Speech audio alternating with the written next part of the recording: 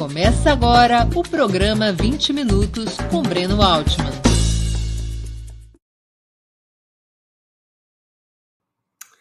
Bom dia! Hoje é 23 de fevereiro de 2022. Estamos dando início a mais uma edição do programa 20 Minutos. Nosso convidado será o psicanalista Christian Dunker, professor titular do Instituto de Psicologia da Universidade de São Paulo e um dos maiores estudiosos brasileiros da obra de Jacques Lacan. Renomado escritor, seu livro mais recente é Lacan e a Democracia, Clínica e Crítica em Tempos Sombrios, publicado pela editora Boitempo. Antes de começar, quero pedir um pouquinho de paciência para dar nosso recado comercial. Opera Mundi, como toda a imprensa independente, é um projeto sustentado principalmente pelo apoio de seus assinantes e espectadores. Sua contribuição financeira é decisiva para a nossa manutenção e desenvolvimento, ainda mais em um ano tão decisivo e difícil como 2022. Há 5 formas possíveis de contribuição. A primeira, você pode se tornar assinante solidário de Opera Mundi em nosso site, com uma colaboração permanente. Basta acessar o endereço operamundi.com.br/apoio. Vou repetir, operamundi.com.br/apoio. Segunda forma de contribuição, você pode se tornar membro pagante de nosso canal no YouTube. Basta clicar na opção Seja Membro em nosso canal nessa plataforma que está, nesse momento, diante dos seus olhos e escolher um valor que julgue apropriado. Terceira forma de contribuição. Durante a transmissão de nossos vídeos, você poderá contribuir com o Superchat ou Super Sticker. Normalmente, apenas as perguntas com Superchat ou feitas por membros pagantes de nosso canal no YouTube são lidas e respondidas durante o programa ao vivo. Quarta forma de contribuição. Se você estiver assistindo o programa depois de sua transmissão ao vivo, o programa gravado, poderá contribuir com a ferramenta Valeu Demais, estipulando o valor de sua vontade e possibilidade. Quinta forma de contribuição. A qualquer momento, você poderá fazer um Pix para a conta de Opera Mundi, de qualquer valor que julgue adequado. Nossa chave nessa modalidade, nossa chave no Pix é apoie@operamundi.com.br. Vou repetir, apoie@operamundi.com.br. Nossa razão social é Última Instância Editorial Limitada. Além dessas 5 formas de colaboração, lembre-se sempre de dar like, de clicar no sininho e compartilhar nossos programas. São ações que aumentam nossa audiência e engajamento, ampliando também nossa receita publicitária, tanto no site quanto no canal do YouTube. Bom dia, professor. Muito obrigado por aceitar nosso convite. Uma honra ter sua presença no 20 Minutos. Prazer é meu, Breno. Te acompanho há muito tempo. Parabenizo pelo seu trabalho, pelo seu canal. É um prazer estar com vocês. Professor, o Brasil precisa de terapia? Depende do que a gente chama de terapia, né? Claro que no sentido alegórico, acho que sim. Estamos sofrendo muito, estamos sofrendo de uma forma assim que demanda uma transformação. Estamos sofrendo, eu diria, pela palavra, com a palavra, através da palavra. São as 3 condições que a gente geralmente mobiliza para dizer, olha, amigo, pode diminuir o peso da sua vida aí, conversando com outras pessoas, conversando melhor com outras pessoas. Né? Professor, em Lacan e a Democracia, seu livro mais recente, o senhor relaciona conceitos lacanianos com a política em geral. Quais são os pontos de aproximação entre a psicanálise e a democracia?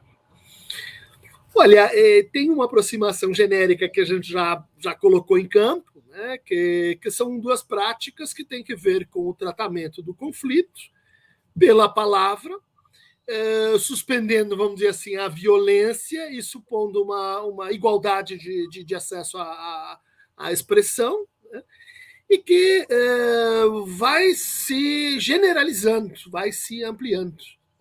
Isso a gente tem na psicanálise tal qual proposta pelo Lacan. Isso a gente tem desde lá dos gregos, com essa ideia em desenvolvimento, essa ideia por vir, que é a democracia. Né? Então, me ocorreu fazer essa aproximação para mostrar que é preciso recuperar a palavra, né? Que é preciso reinventar a democracia, em certo sentido, e que também a psicanálise pode participar dessa reinvenção a partir de algumas afinidades com a tradição crítica, né? No qual, enfim, a ideia de democracia vem se reinventando ao longo do tempo. Professor, para os mais leigos, entre os quais eu também me incluo, o que o Jacques Lacan introduziu na psicanálise que a torna uma ferramenta possível da democracia? Olha, ele introduziu e radicalizou uma ideia extremamente óbvia, mas que não estava claro aí na psicanálise dos anos 50, né? Que é a ideia de que o inconsciente ele não é um armário, um depósito de coisas ocultas que está assim numa outra dimensão, né? Numa dimensão metafísica ou celestial, mas ele introduziu a ideia de que o inconsciente está na linguagem. Né? Só há inconsciente para aqueles que falam. Né? E que o inconsciente, no fundo, ele se exprime nas repetições e alienações que a gente tem com a linguagem, nos sentidos e antecipações de sentido que a gente faz na linguagem, na leitura e escuta que a gente tem de nós mesmos e do outro, ou seja, através da linguagem. Ele relocalizou todo o debate, ele mudou o debate, né, que antes estava muito ligado assim, a alguma coisa que acontecia na mente dos indivíduos, e, portanto, tinha que ser tratado num enfoque mais individual, para uma experiência que é, por definição, coletiva. Né? A linguagem não pertence ao indivíduo, o indivíduo está atravessado por isso, que seria assim, uma forma de mediação comum, que é a linguagem. Então, para introduzir o Lacan, essa ideia, afim com a democracia, ela é radical, né, para a gente aqui clínica. Comparativamente com as ideias originais de Freud, quais são as diferenças? Olha, a base da psicologia do Freud é um conceito que está lá no idealismo alemão, está lá na filosofia do século XIX, que é a noção de representação. E a noção de representação remete ao quê? A um fato mental, a uma estrutura de pensamento. Então, para o Freud, o inconsciente ele tinha muito... Ele podia ser decifrado a partir da decifração das formas de pensamento. Ele fala em pensamentos oníricos, quando ele estudou o sonho. Ele fala em pensamento social do xiste, quando ele estudou as brincadeiras. Né? Ele fala numa espécie de realização de desejo contida no sintoma, né? Como uma ilação de pensamento. O Lacan ele vai, em contraste com isso, dizer, olha, sim, o pensamento é uma função importante, mas o ponto de transformação é sempre a linguagem. Né? Então, de certa forma, ele vai dizer, é a linguagem que determina o pensamento, não é o pensamento que determina a linguagem. Então, isso é uma diferença importante. Outra diferença que deriva dessa é o papel da história. Né? Para o Freud, as primeiras experiências infantis, elas precisariam ser reconstruídas mais ou menos assim como um arqueólogo reconstrói o que aconteceu com você no passado. Para o Lacan, em função desse deslocamento para a linguagem, a gente está a todo momento reinventando um passado necessário para um determinado futuro. E, portanto, o passado não é objeto de uma reconstrução assim minuciosa, porque ele está mudando também, conforme a gente consegue mudar o futuro e, portanto, conforme a gente consegue se reposicionar em relação ao presente. Né? Então, essa é uma outra diferença importante, como Lacan pensava de uma maneira mais estrutural, né? E menos histórica, vamos dizer assim, do que o Freud. É possível dizer que, com o Lacan, a psicologia se aproxima da possibilidade de identificar uma psicologia social, uma psicologia de massas, ao contrário de Freud, para quem a psicologia era individual?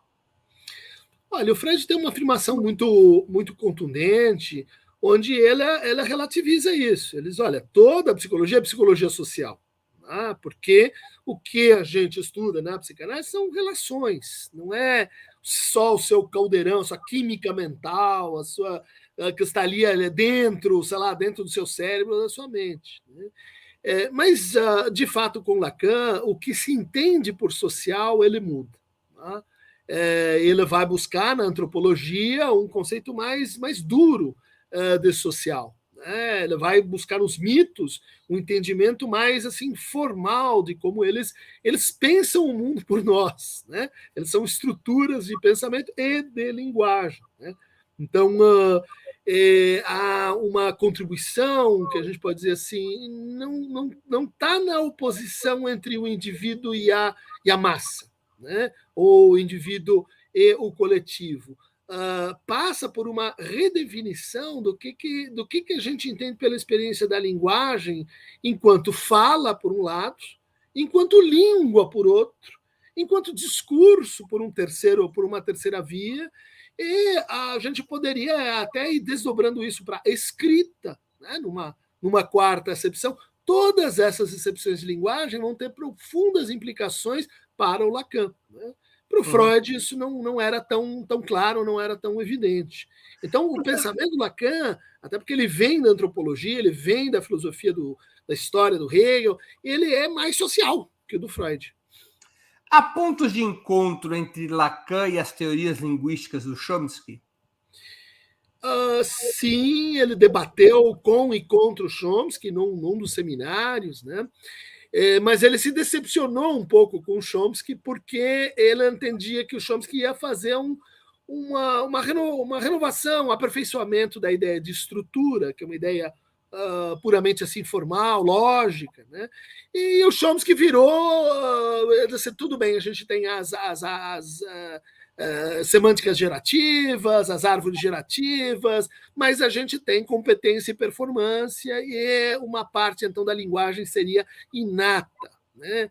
Esse é um ponto com o qual Lacan começa então a discordar, e disso ele deriva, né, para um entendimento mais lógico formal da linguagem do que o Chomsky e os continuadores, né, do análise sintática, né, gostariam.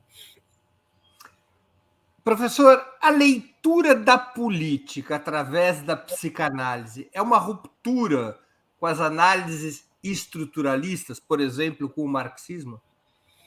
Pergunta muito interessante, porque a prática, né, vem sugerindo isso. Né?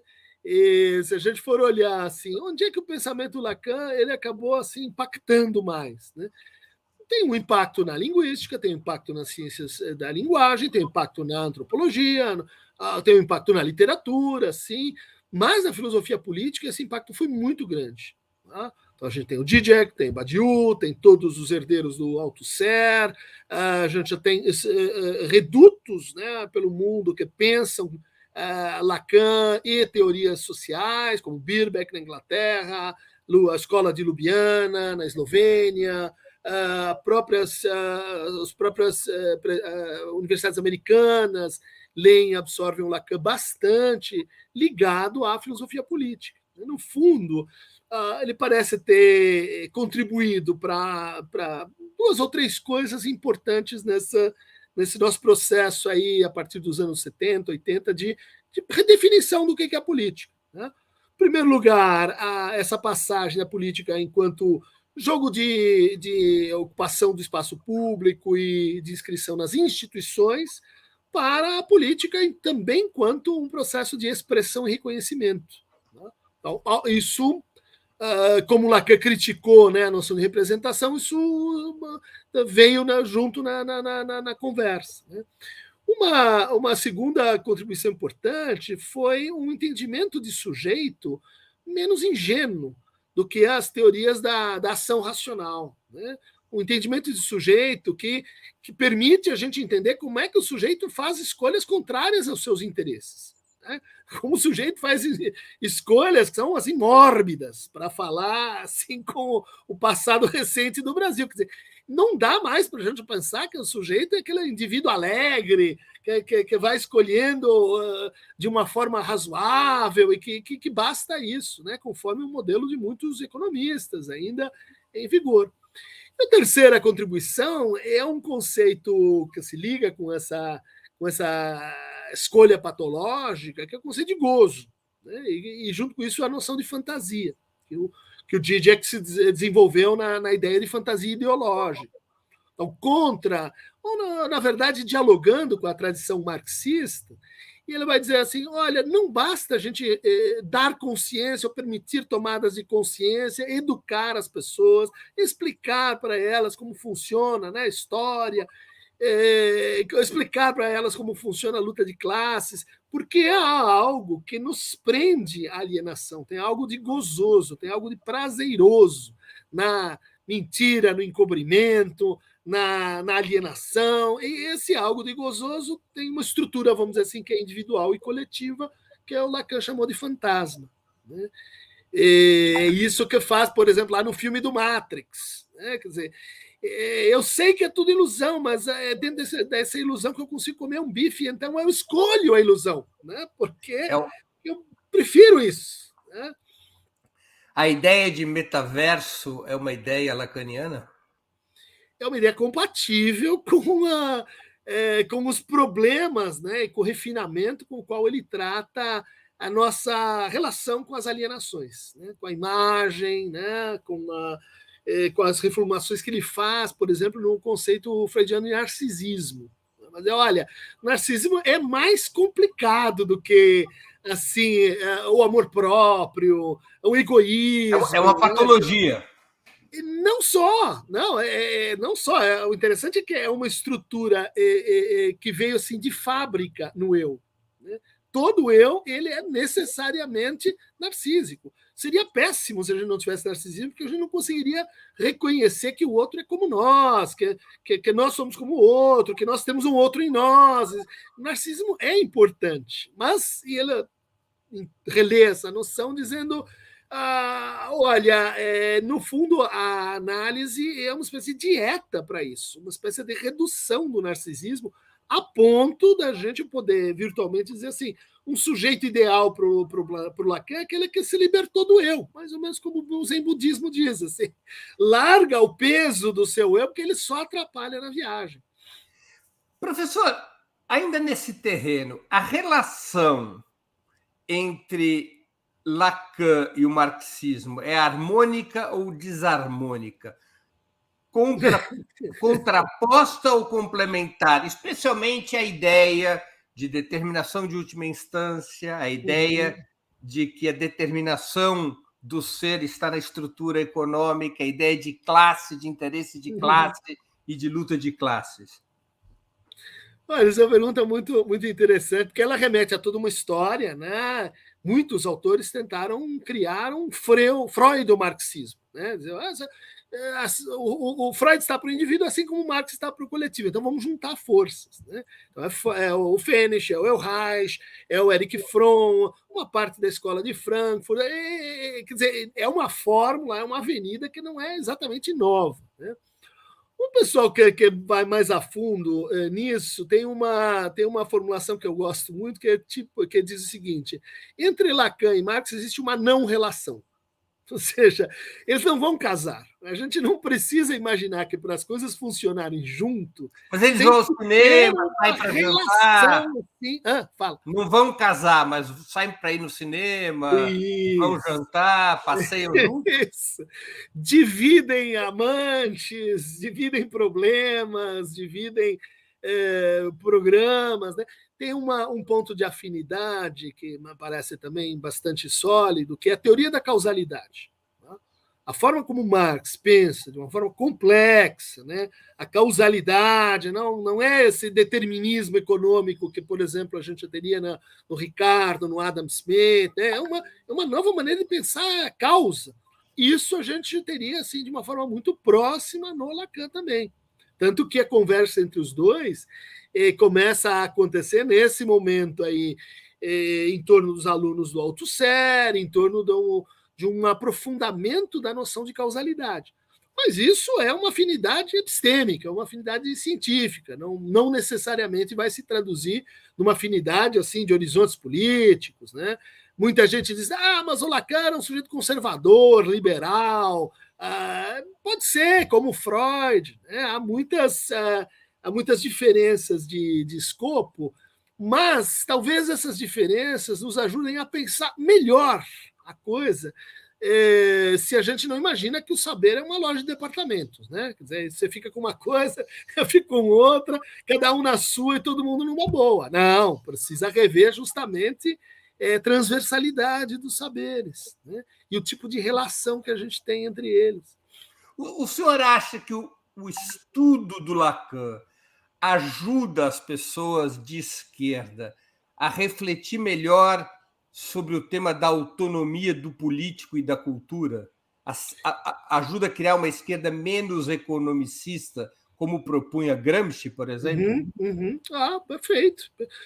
Perfeito, desde que você não me chame mais de senhor. Nós estamos assim, mesma geração, mesma idade, nós estamos num movimento pela horizontalidade, né? Chega de senhoras e escravos, é muito horrível.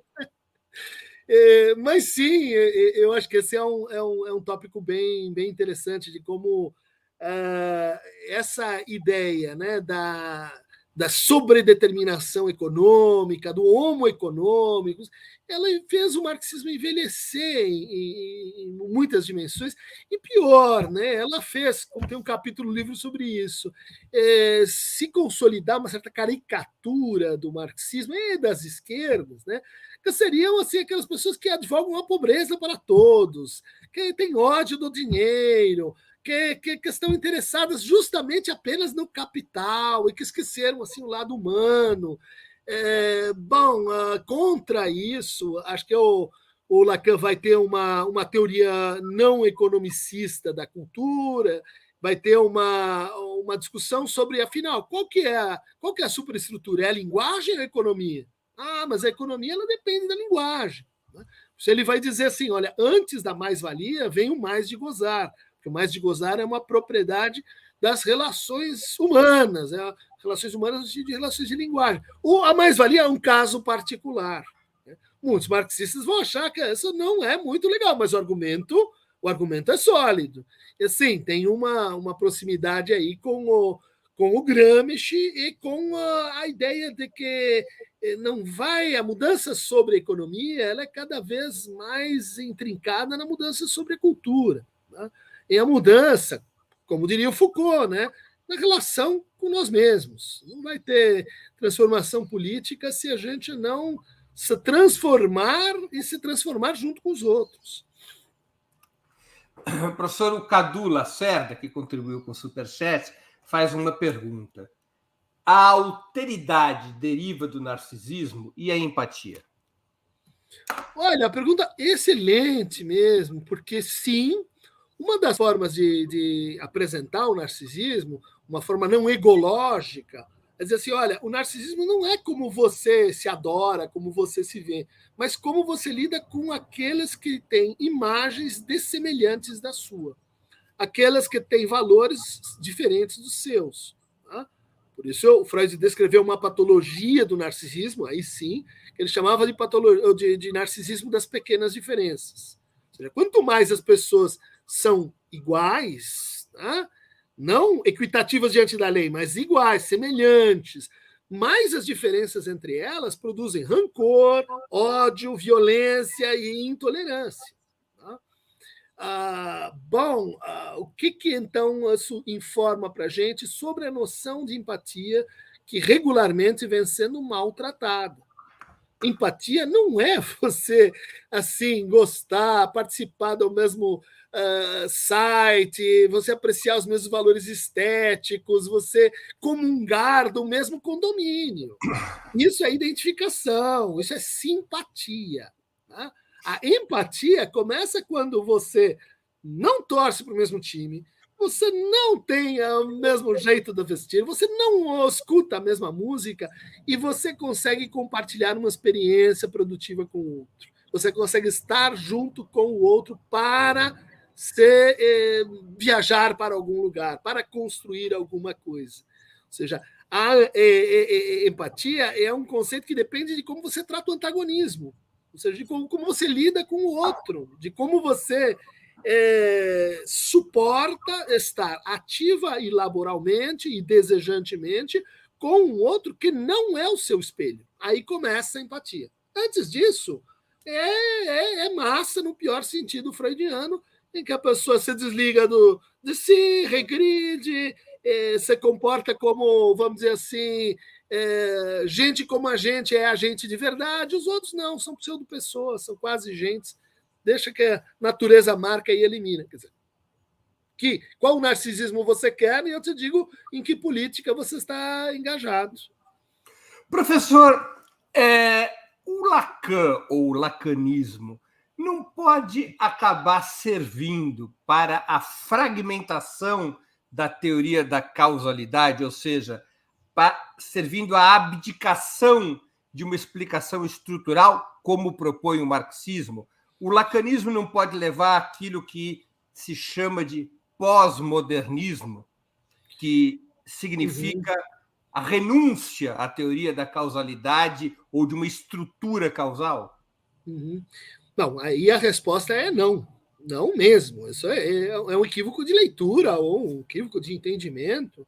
O Lacan realmente não acompanharia a racionalidade que a gente pode mais ou menos datar aí nos anos 80 e 90, chamada de pós-modernismo, caracterizado pelo capitalismo, vamos dizer assim, cognitivo, pelo relativismo estético, pela mistura de estilos, por um entendimento fluido de linguagem, mas de jeito nenhum. Né? Quer dizer, é justamente uma relação, vamos dizer assim, de tensão epistemológica. Né? O Lacan é um clássico nesse sentido. Ela pensa uma estrutura pesada. Ela pensa com, e esse é uma das propostas do livro, ele pensa com uma noção de universalismo mais refinada, um universalismo fraturado, um universalismo que envolve crítica da razão, crítica vertical da razão, um universalismo que não se entrega, vamos dizer assim, para o institucionalismo dos direitos humanos, né? Quer dizer, apenas e tão somente como um marco jurídico que não inclui todos. Quer dizer, Lacan, eu acho que está com os principais elementos, né, das teorias clássicas, né, tanto do Freud quanto do Marx. O que acabou acontecendo, né, se a gente pensa na Lyotard, a ideia de que foi havendo um esgotamento das grandes narrativas, é que as teorias mais clássicas elas foram sendo assoreadas, né? Elas foram sendo substituídas por microteorias, tem a ver com segmentação do fazer de pesquisa nas universidades, mas isso é um outro processo, né? Quer dizer, é um processo Ou seja, a apropriação pós-moderna. A apropriação pós-moderna que alguns fazem do Lacan, ela não faz jus à teoria lacaniana. Não, né? Aí você vai ter, como diz o meu amigo Ian Parker, né, a luta de classes dentro da psicanálise. Depois que um autor ele consegue ter um impacto, vamos dizer. Nós tivemos aqui uma pequena interrupção. Vou pedir para a produção checar o que está acontecendo. Enquanto isso, eu vou aqui fazer o nosso aviso do programa de amanhã. Antes da gente continuar, enquanto o professor retoma a sua conexão, eu gostaria de anunciar. Retornou, tá ótimo. Retomei. Não sei se ficou. Você estava falando da luta que isso é a luta de classes dentro da psicanálise. Você vai ter as apropriações, as mais vastas, divergentes, conservadoras, progressistas. Isso, eu acho que assim é uma característica de toda obra mais importante, né? Que ela vai ser corrompida, que ela vai ser usada para dizer o contrário do que ela queria dizer, né? Que ela vai ser apropriada nos processos ideológicos, marketológicos e nas guerras culturais, faz parte do jogo. Né? Eu não reputo que isso vai ser resolvido por uma hermenêutica de texto que nos levará, enfim, o que Lacan efetivamente disse. Não, o que ele efetivamente disse é essa bagunça, e essa controvérsia onde a gente está. Claro. Professor, uma nova pergunta de um espectador nosso que contribuiu com superchat. Eu sempre digo aqui, né? Nós não somos... Opera Mundi não é uma igreja evangélica, mas depende do dízimo, né? Então, o superchat é o dízimo. Professor, se fala muito na falência da representação, o que, em algum sentido, isso ameaça a democracia, a ditadura da burguesia. A psicanálise lacaniana permite uma aproximação com a democracia direta? Acho que sim, isso é uma tese, né? Quer dizer, lembrar, né, que a psicanálise ela tem uma coisa muito arcaica, né? E não é a sua eventual aproximação com o patriarcado, mas é o fato dela apostar na relação de fala, né? Vejam só, o WhatsApp não é fala, hein, gente? O e-mail não é fala. Fala é você presencialmente, como estamos fazendo mais ou menos aqui, Breno e eu, nos colocarmos numa relação aí de troca, de equivocação, né? De colaboração oral, né? Então, isso, João, aponta sim para... Olha, um dos motivos pelos quais a democracia se tornou uma ideia opaca, indisposta, decadente, né, para alguns no mundo, é porque ela foi sendo sentida como um processo cada vez mais lento, né, cada vez mais institucional, do qual eu não participo. Ou seja, a minha palavra, a minha experiência direta, a minha expressão, ela não pode ser reconhecida institucionalmente, pelo Estado, pelos partidos e assim por diante. Então, há, sim, uma afinidade da experiência lacaniana, inclusive da experiência institucional, de como Lacan propõe uma escola, vamos dizer assim, mais democrática do que as instituições freudianas de formação, ou pelo menos ele advogava assim, né? Ou seja, uma escola onde todo mundo fala, uma escola de tendência horizontalista, uma comunidade que pretende estabelecer entre si um outro tipo de laço social, né? Um laço, enfim, onde o desejo estaria aí no centro, onde as transferências fossem respeitadas, e a transferência também tem que ver com isso, né? Quer dizer, uma certa valorização do grupo humano, do coletivo humano, enquanto experiência de comunidade, né? Tá bem representado isso aí no Lacan, na noção de cartel, na noção de grupo, né? Professor, também no livro Lacan Democracia, o senhor diz assim: enquanto o Brasil não domesticar seu nacionalismo identitário e neopentecostal, enquanto não recriar uma cultura democrática mais direta, participativa e transparente, continuaremos a depender de soluços econômicos para a democracia se expandir. Qual é o impacto psicológico desse nacionalismo e do neopentecostalismo? Qual é a ideia-chave dessa citação? Olha, essa é uma ideia que vem dos anos 2000, né, quando o mundo foi criando novos fundamentalismos, de esquerda, de direita, fundamentalismos brancos, né? E a gente olhava para o Brasil e isso parecia ser uma tendência que aqui não aterrissou, né? Só que, na verdade, né, a gente foi percebendo que estava em curso, sim, a retomada de algo que está na história do conservadorismo brasileiro, né?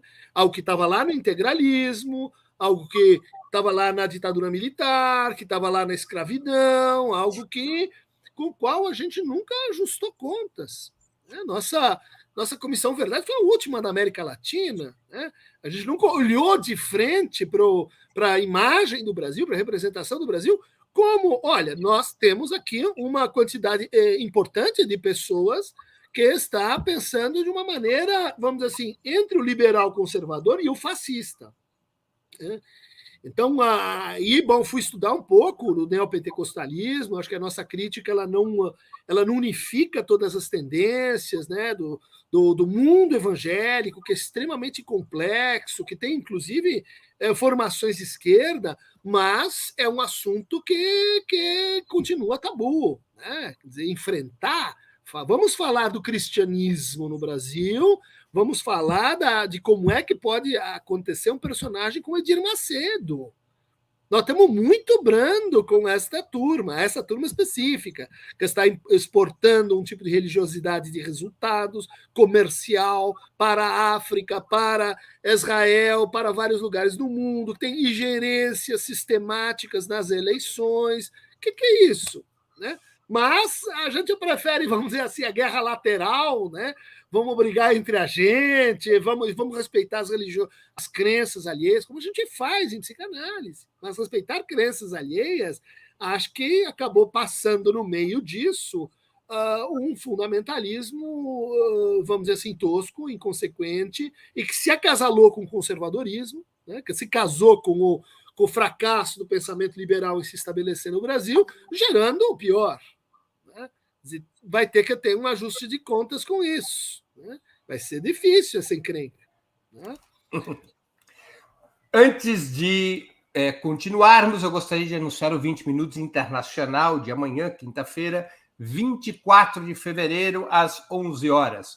Nosso convidado será Celso Amorim, chanceler brasileiro durante o governo Lula. O tema: Guerra ou Paz na Europa? Vamos conversar sobre o agravamento da situação ucraniana, com as possíveis consequências para o mundo e seus reflexos no cenário brasileiro. Aproveito também para pedir novamente que vocês contribuam financeiramente com o nosso projeto. Lembrem-se, há 5 formas de fazê-lo. A primeira é a assinatura solidária em nosso site, operamundi.com.br/apoio. Eu repito, operamundi.com.br/apoio. A segunda é se tornando membro pagante de nosso canal no YouTube. A terceira é contribuindo agora mesmo com o Superchat ou o Super Sticker. A quarta é através da ferramenta Valeu Demais, quando assistir nossos programas gravados. A quinta é através do Pix. Nossa chave é apoie@operamundi.com.br. Vou repetir nossa chave no Pix, apoie@operamundi.com.br. Nossa razão social é Última Instância Editorial Limitada. Professor, em Mal-Estar, Sofrimento e Sintoma, o senhor, você, chega à conclusão de que a privatização do espaço público transforma a vida em condomínios, o que abriria caminho para uma despolitização do sofrimento.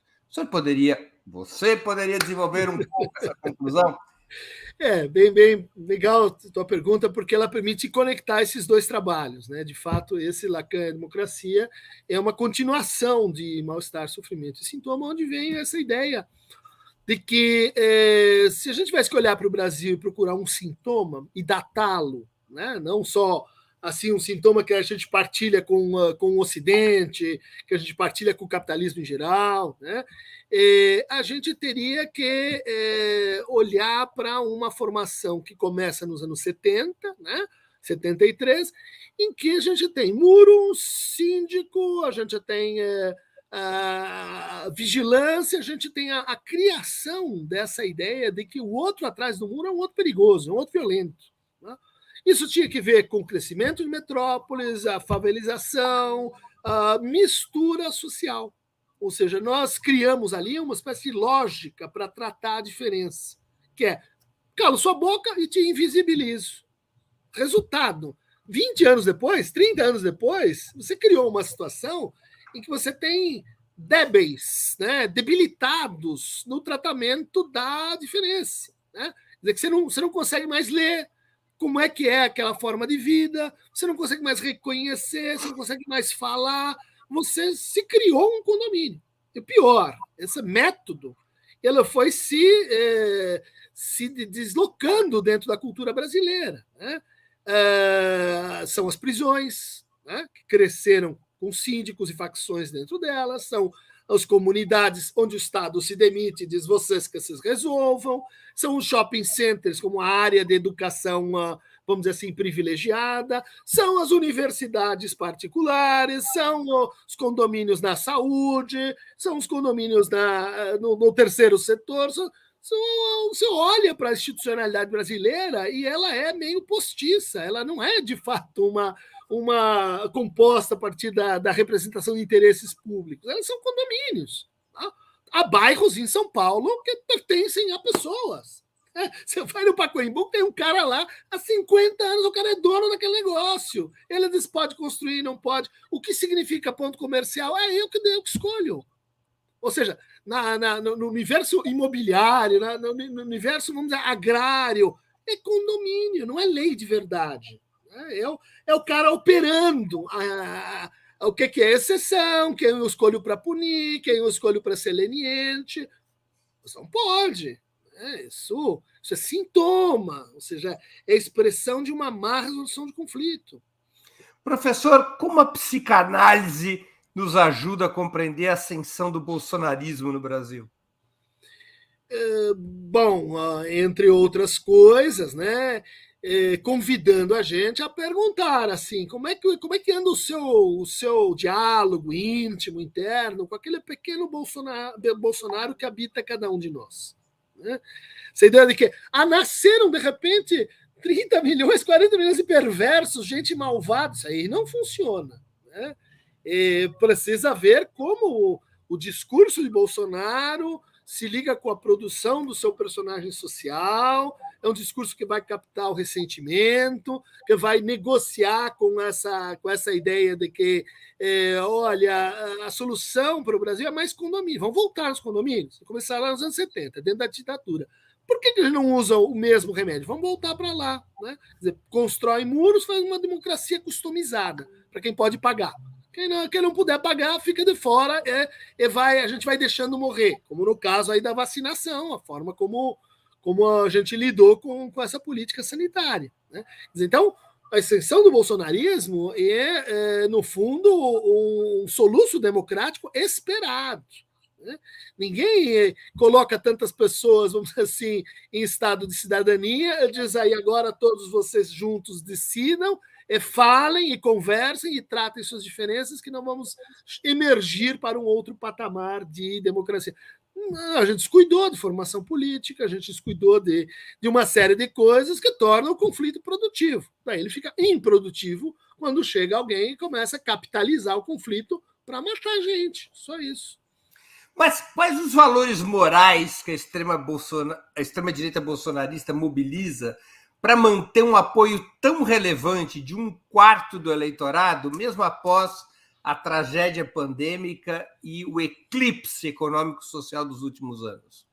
Olha, os valores morais, elas justamente têm essa característica de poderem ser instrumentalizados por qualquer discurso virtualmente. Então, a gente vai dizer assim, a defesa da família, a importância da família, é um valor moral desprezível, coisa de gente malvada? Não. É um valor que está aí no cristianismo, poxa, é importante, olha só como mamãe, papai, até a psicanálise, olha só, é muito importante essas relações. Daí vem alguém e diz assim, a família está ameaçada. Tá? Seu bebê com a mamadeira de piroca, a sua filha com esses marxistas que andam por aí, o seu filho na universidade está correndo perigo, daí você cria, né, em torno de um valor, podia ser outro, mas foi esse, um carro de batalha para, assim, se opor a esse valor, né, para chegar a fins que são opostos e contraditórios com esse valor. A minha pergunta, uma delas, é como é que você consegue pôr Cristo atrás de uma arma para matar pessoas? Mas é um malabarismo. Não é tão difícil. Vai lá, começa a ler Isaías, Jeremias, esses caras que são violentos, e você justifica. Você justifica qualquer coisa se você tem uma população indefesa, né, do ponto de vista crítico. Professor, o fascismo tradicional tinha um discurso corporativista, nacionalista e coletivista, de apagamento do indivíduo frente à nação e ao Estado. O bolsonarismo não vai pelo caminho oposto? Não seria um liberal fascismo? Eu diria que mais ou menos, porque eu não identificaria o bolsonarismo apenas com 7%, talvez 10% de fascistas genuínos. Tá?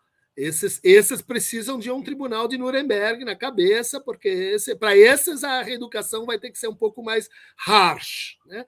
Mas a maior parte dos bolsonaristas são conservadores desorientados, né? São liberais que embarcaram no conto do Paulo Guedes, são pessoas extremamente iludidas e que não conseguem voltar atrás, porque para a autocracia brasileira, voltar atrás perdeu. Reconhecer erro é a pior coisa que existe. Negue até o fim, na justiça, inclusive. Quer dizer, essa bobagem, né, que faz com que o nosso problema não seja, eu acho que primariamente, os 7%, mas seja o casamento. Né? Já que estamos na família, né, é como muitos conservadores e liberais não conseguiram perceber, né, que, mais uma vez, eles estão tentados pelo fascismo. Né? Eles estão iludidos. Né? Mas o fascismo ou o neofascismo do Bolsonaro aqui no Brasil não tem uma identidade muito profunda com um ultraindividualismo, ao contrário do fascismo tradicional? E eu diria que eu tenho uma identidade muito profunda com o familiarismo.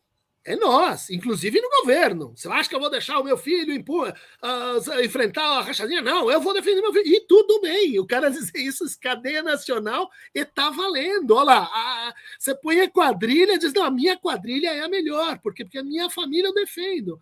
Então, não é o individualismo neoliberal. Né?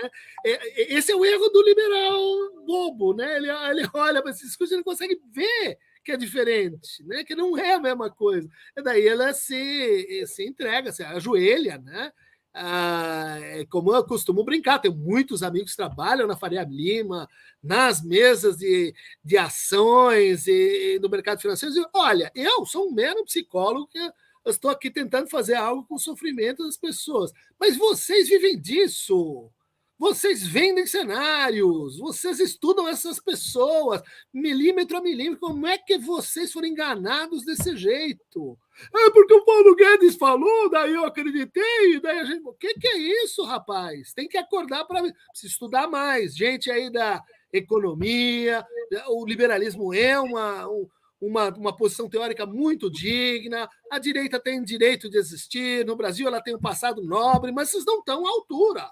Não consegue ler um discurso, eleva o pessoal a votar contra os seus próprios interesses. Então, é a Bolsa aí fazendo água há 4 anos. Você não viu isso aí? Não consegue operar compra e venda de vacinas. Como é que vocês não viram isso? Ou seja, do ponto de vista de vocês, do ponto de vista da Faria Lima, não do nosso ponto de vista, porque aí são outros elementos. Professor, o Ronaldo pergunta, sou psicanalista, trabalho a clínica social com moradores de rua. Grande professor Dunker, até onde o psicanalista pode ir no território político? Obrigado. Ronaldo contribuiu com o superchat. Bom, até onde o seu desejo permitir, né? Até onde for necessário. Né? Vamos lembrar, né, que o Freud era um cara que opinava sobre política, até que os judeus começaram a ser mortos e a filha dela foi presa. Né? Ela disse, poxa, agora eu vou me assumir como judeu, eu vou tomar atitudes públicas, eu vou escrever Mal-Estar na Civilização, eu vou me posicionar. A política tem muito disso, né? Ela acontece numa certa configuração. Né? Talvez nem sempre os psicanalistas precisam estar tão presentes, né, na crítica pública, mas há situações de urgência. Tá? Então, eu não diria que é um lugar fixo e definido. A situação, né, a lógica da situação, ela impõe que se você não participar agora, se você quer dar uma isenção, achar que a neutralidade clínica tem que ver com a não participar da política, essa conta vai chegar para você também, né? Quantos você ajudou a matar com a sua atitude? Né? Uma eleição não é somente a disputa pelo voto. Durante um pleito, que sensações e emoções também estão em jogo?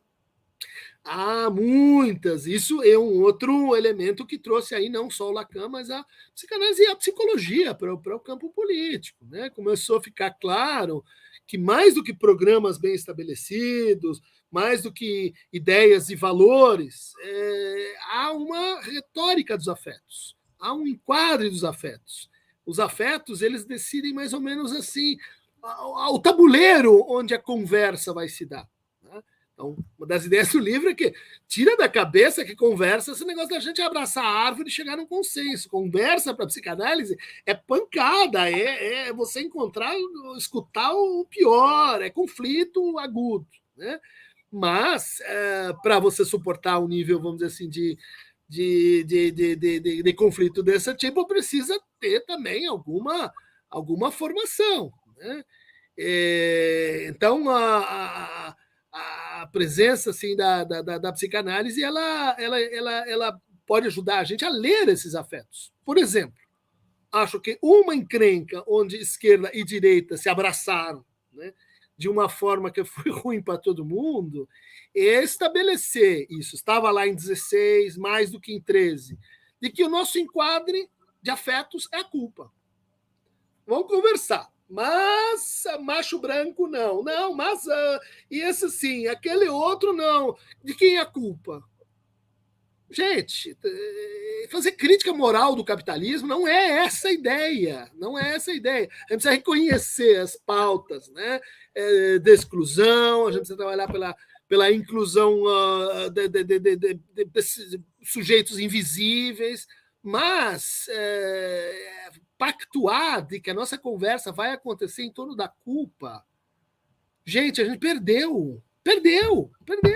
Olha, vou conversar com você, mas olha, a paisagem aqui, tudo em volta, quem é o culpado, quem é mais culpado, quem sofre mais. Tem uma tese do livro. Né? Culpa é uma coisa improdutiva. Tem gente nesse negócio antes da gente. Culpa, peca de novo, se purifica, e daí o que você vai ter na esquerda? Almas puras. É isso que vai fazer a revolução? As almas puras? Acho que não. Acho que a gente tem que sair da culpa, pensar num outro conceito que é responsabilidade, tem que ver com o que cada um pode assumir, né, desde a sua posição, e evoluir para uma terceira coisa que chama implicação. Implicação não é assim, a racionalidade jurídica, que estou devendo uma coisa, então eu vou lá, pago multa, porque um carbono, não sei do que não. Não, implicação é nós temos um futuro comum. Esse é comum, como Dardot, Laval, e ele supera o âmbito jurídico-moral da minha responsabilidade e ele supera muito o âmbito da culpa. Culpa é um afeto inibitório, serve para você assim, olha, não pense, não faça, e imagine que, no fundo, a única coisa que você pode esperar da vida é se você é uma pessoa melhor ou pior. Daí vem a linguagem digital e janta todo mundo nisso aí. Como as redes sociais interferiram na psicologia de massas? De forma catastrófica, porque elas, para nós, né? Porque a inclusão digital, e isso é uma grande coisa que aconteceu no Brasil, né? Hoje nós somos consumidores ávidos, participantes ávidos de redes digitais, isso foi uma integração, uma novidade que a gente teve, só que isso aconteceu junto com expansão e aplicação errática de princípios neoliberais. Né? Então, você vai juntar isso, neoliberalismo, com linguagem digital e com retomada de uma espécie de assim, decepção com valores libertários, eu vou chamar assim, herdeiros de maio de 68, herdeiros de um programa, vamos dizer assim, lulopetista, de que nós vamos incluir mais gente, de que é possível, sim, perspectivar novos futuros, ou seja, quando você decepciona as pessoas ou quando você é induzido a sentir que houve uma decepção, você tem a tempestade perfeita. Tá? Ou seja, você tem uma situação em que a quantidade de novos atores políticos é muito grande, sem mediação. Né? O Humberto Eco tinha razão quando disse que as redes sociais libertavam monstros? Sim, sim. Mas o que eu acrescentaria é que os monstros sempre estiveram aí, senão não foram libertados. Em segundo lugar, existem práticas para a gente assim, domesticar monstros, para a gente colocá-los em alguma ordem, isso não vai ficar para sempre. Né? A gente já vê todo um processo de esclarecimento. Qualquer tecnologia, assim. Começa, olha aqui, Winchester 22, vamos dar para os índios também, Custer, dá encrenca, dá zica, né? Desde a Gutenberg, todo o começo de nova tecnologia é bagunça, não tem marco regulatório, acontecem a saída dos monstros, mas elas vão voltando, né? A gente é muito ganancioso de achar que só porque nós somos a primeira geração que está se havendo com isso, nós vamos dominar toda essa onda e entender o que é. Não, vai demorar aí uns 20 anos para a gente entender o que foi a evolução digital. Professor, nós estamos chegando ao fim da nossa conversa e eu queria fazer duas perguntas que sempre faço aos nossos convidados e convidadas, aos nossos convidados e convidadas antes das despedidas. A primeira é qual livro você gostaria de sugerir aos nossos espectadores? A segunda, qual filme ou série poderia indicar a quem nos acompanha? Olha, o livro, né, eu indicaria da Ernie Arnaud, O Lugar, um livro muito bacana, junto com o livro da Shimananda Adichie, né, Notas sobre o Luto, que é um livrinho pequeno, mas muito tocante, né? Indicaria também uma série que eu acho que fala desse entroncamento, né, da moralidade com o capital em nova chave, que é essa série chamada Maid, né, sobre uma mãe tentando criar sua filha numa situação assim extremamente desfavorável, né, enquanto uma funcionária de limpeza. Né? Perfeito. E eu vou aqui reforçar a indicação de que todos leiam o último lançamento do professor Duncker, que é Lacan e a Democracia, pela editora Boitempo. Um livro muito importante para os tempos atuais, uma leitura obrigatória para quem quiser compreender o Brasil que nós vivemos. Ali tem debates fundamentais para essa nossa época. Professor, queria agradecer muito pelo seu tempo, por essa conversa tão interessante e informativa. Muito obrigado. O prazer foi meu, Breno. Muito legal, as perguntas, né, muito agudas. A leitura do livro. Puxa, é sempre uma satisfação quando acontece assim, uma conversa, palavra, né? Aí circulando com essa qualidade toda que te caracteriza. Né? Muito obrigado, professor. Abraço, Breno. Abraço. Também agradeço a todos e todas que assistiram o programa, em especial aqueles que puderam fazer contribuições financeiras ao nosso site, ao canal de Ópera Mundi no YouTube. Eu peço desculpas àqueles que contribuíram com o Superchat, mas as perguntas não puderam ser lidas. Nós estávamos com o tempo apertado hoje em função da agenda do professor e algumas questões, infelizmente, não puderam ser lidas. Mas eu queria agradecer a Cecília MB, ao Siddhartha Cavalcante, ao Wagner Momesso, que ou contribuíram com o Superchat ou são membros pagantes do nosso canal, mas suas perguntas, infelizmente, hoje não puderam ser lidas. Eu quero reforçar meu agradecimento a todos que nos acompanharam. Sem vocês, nosso trabalho não seria possível e não faria sentido. Um grande abraço a todos e a todas. Para assistir novamente esse programa e a outras edições dos programas 20 Minutos, se inscreva no canal do Ópera Mundi no YouTube. Curta e compartilhe nossos vídeos, deixe seus comentários. O jornalismo de Ópera Mundi é mantido com o seu apoio. Faça uma assinatura solidária em www.operamundi.com.br. Com um pequeno valor mensal, você nos ajuda no desenvolvimento de um jornalismo independente e de qualidade. Obrigado pela audiência e até a próxima.